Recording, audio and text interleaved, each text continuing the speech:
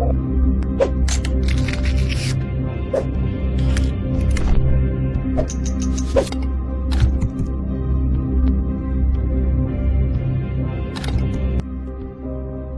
apa gampang hari ini? Hah? Sulit apa gampang, Pak? Gampang. Nah, jadi saudaraku rahimakumullah, sedangkan masyarakat Yahudi Nasrani memiliki karakter seperti bangsa Rum. Rum itu Romawi, Pak. Berideologi materialisme dan hubbud dunia, cinta dunia, melupakan alam akhirat.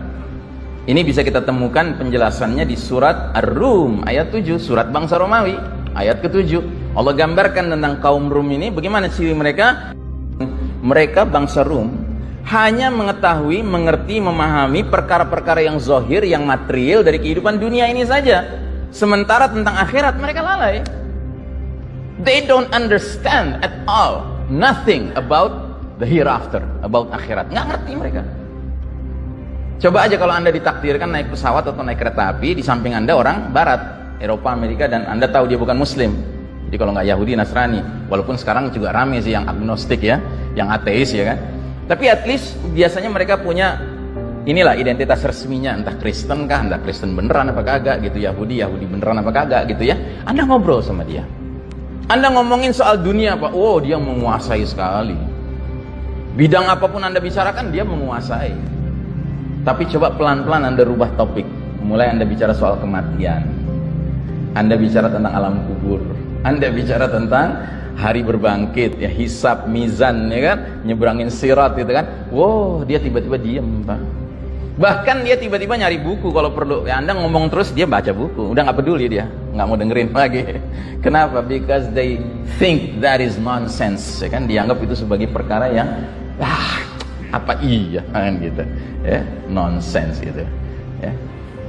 Nah, jadi saudaraku rahimakumullah, akibatnya karena mereka yang memimpin dunia sekarang, umat manusia tidak lagi hidup dalam sistem iman tauhid yang lurus dan berkah, melainkan hidup dalam sistem kafir syirik yang sesat dan merusak ya.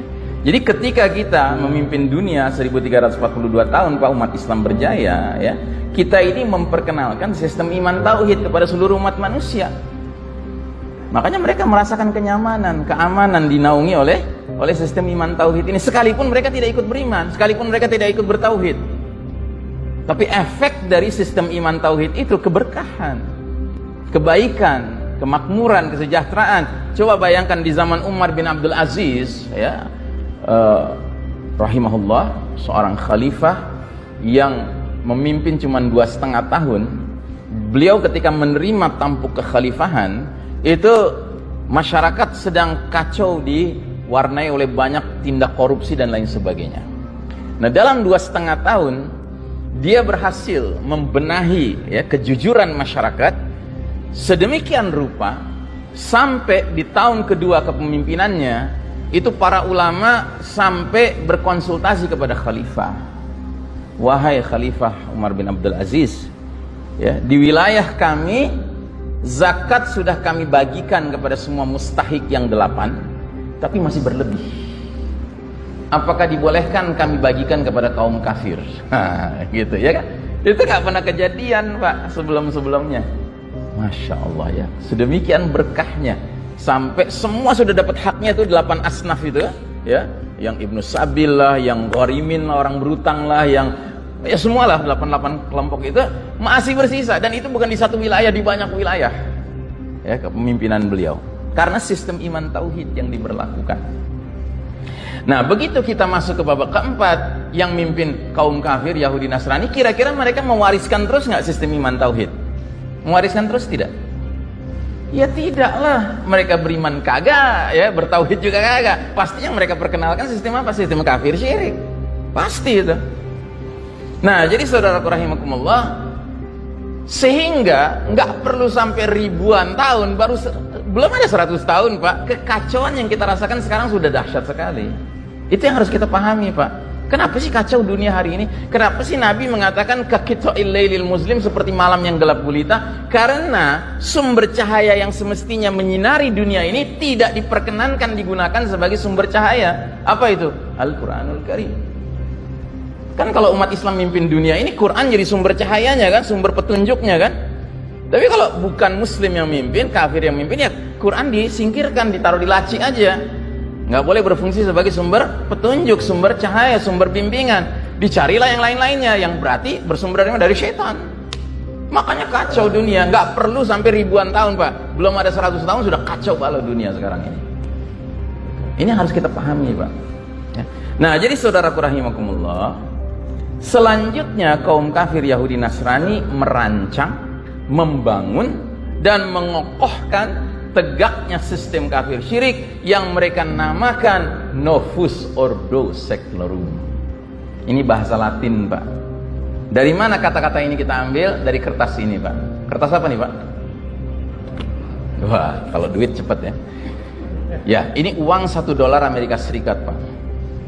Silakan Anda lihat di satu sisi dari lembaran uang ini ada lingkaran, gambar lingkaran yang di bawahnya dikasih nama The Great Seal. Seal itu stempel atau materai. Great itu agung atau mulia ya. Jadi materai yang mulia, stempel yang agung. Ada gambar apa di situ? Ada gambar piramida tunggal terpotong bagian atasnya, Pak. Kemudian di atas piramida itu ada sebuah segitiga yang ukurannya cocok untuk berada di pucuk piramida itu, tapi sengaja tidak ditempelkan, kayak ngambang gitu. Kayak seolah-olah it has not landed yet. Dia belum landing, belum mendarat gitu loh, tapi sudah ada di awang-awang tuh, ya kan, sudah standby gitu. Dan di dalam segitiga itu ada gambar apa? Gambar mata tunggal, mata sebelah. Sementara di segitiga itu sekelilingnya ada garis-garis mengisyaratkan bahwa mata itu merupakan the source of light, sumber cahaya, sumber petunjuk, sumber bimbingan. Nah, bagi kita umat Islam, simbol mata sebelah itu simbol apa?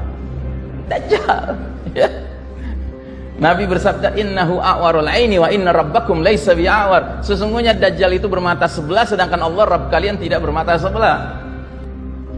Terus mereka tulis di bawahnya, Pak, kata-kata bahasa Latin Novus Ordo Seclorum. Apa artinya? Novus artinya new, baru. Ordo artinya order, tatanan. Seclorum artinya sekuler, artinya world, dunia. Jadi Novus Ordo Seclorum artinya apa? New World Order, tatanan dunia baru.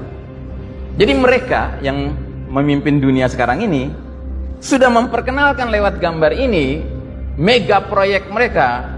Mega proyek mereka adalah mendirikan sebuah sistem dunia, tatanan dunia baru, di mana semua populasi dunia ini masuk ke dalam satu keranjang piramida tunggal ini, diseragamkan di dalamnya untuk kemudian tunduk kepada si mata sebelah itu.